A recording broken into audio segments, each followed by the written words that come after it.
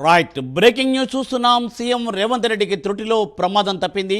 ముఖ్యమంత్రి ఎక్కిన lift over weight కావడంతో లోపలికి దిగిపోయింది.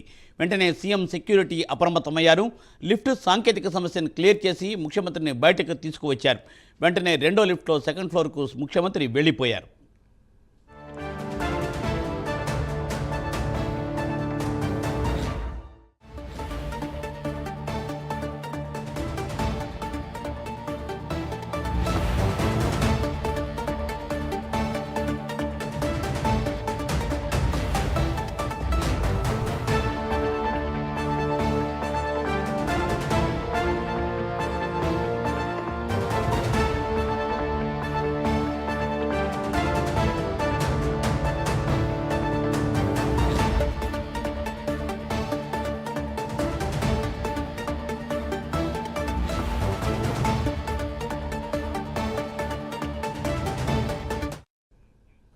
సీఎం రేవంత్ రెడ్డికి త్రుటిలో ప్రమాదం తప్పింది.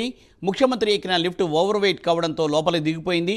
వెంటనే సీఎం సెక్యూరిటీ అప్రమత్తమయ్యారు. లిఫ్ట్ సాంకేతిక సమస్యను క్లియర్ చేసి ముఖ్యమంత్రిని బయటకు తీసుకుని వచ్చారు. వెంటనే రెండో లిఫ్ట్లో సెకండ్ ఫ్లోర్కు వెళ్ళిపోయారు ముఖ్యమంత్రి. దీనిపై మరింత తాజా సమాచారాన్ని లైవ్ అప్డేట్స్ అజీం అందిస్తారు. అజీం.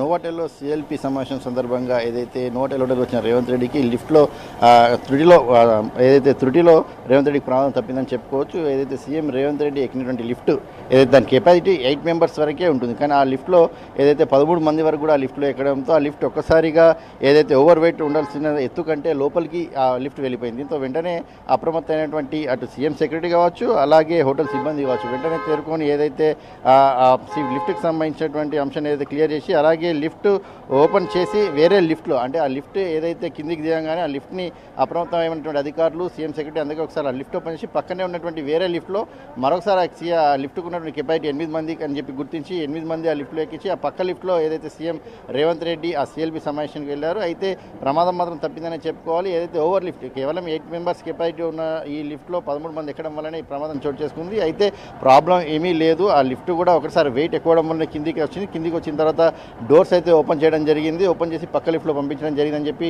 అటు సీఎం సెక్యూరిటీకి సంబంధించిన కావచ్చు, హోటల్కి సంబంధించిన అధికారులు అయితే తెలుపుతున్నారు. ఏది ఏమైనా ఆ ఓవర్ వెయిట్ వల్లనే ఈ ప్రమాదం జరిగిందనేది మాత్రం చాలా క్లారిటీగా అర్థమవుతుంది. అయితే ప్రమాదం మాత్రం సీఎం రేవంత్ రెడ్డికి తప్పిందని చెప్పుకోవచ్చు. ఆఫ్టర్ సీఎం రేవంత్ రెడ్డి నేరుగా పక్క లిఫ్ట్లో ఉన్నటువంటి లిఫ్ట్ ఎక్కేసి దాని తర్వాత అయితే సిఎల్పి సమావేశానికి వెళ్ళారు. సో ఓవరాల్గా అయితే ఇప్పుడు సిఎల్పి సమావేశం కూడా ముగిసింది. మూర్తి.